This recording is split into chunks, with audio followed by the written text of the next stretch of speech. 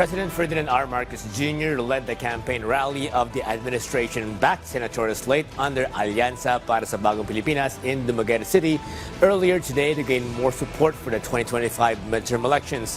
Mela Les Moras will give us the details live. Good evening, Mera.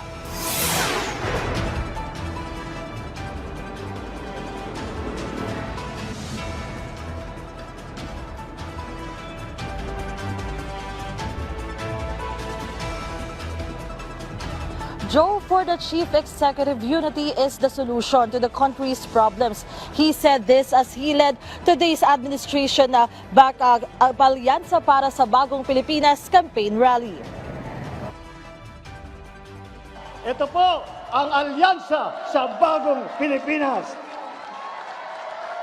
Maraming salamat, Dumaguete!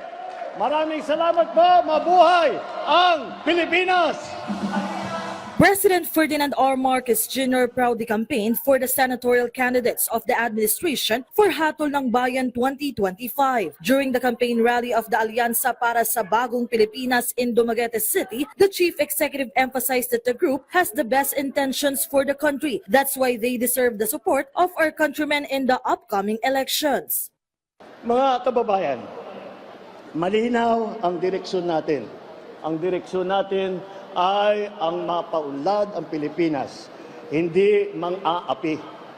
Pag-unlad, hindi takot ang solusyon.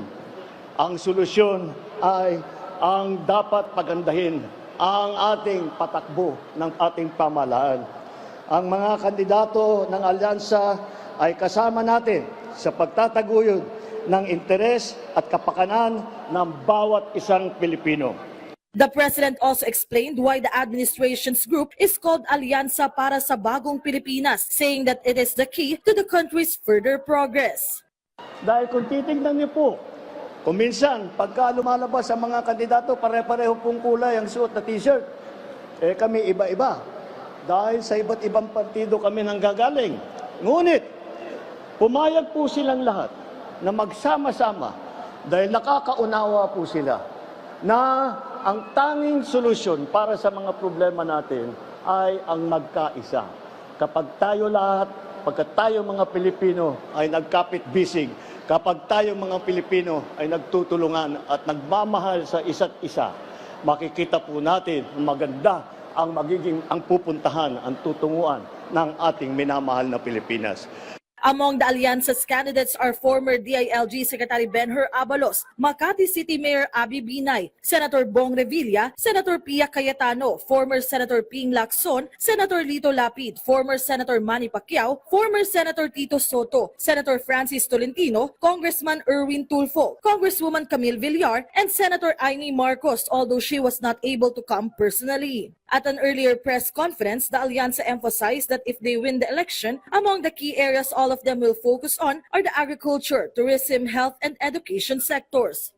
We are going to propose that 50% of all the output of all farmers, of all agricultural products in the country, not only in Negros Oriental, be bought by government at their farm gate price.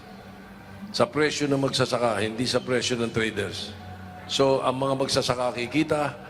Yung programa naman ng bagong yung alyansa ay para sa kabutihan ng sambayan ng Pilipino at napakaganda.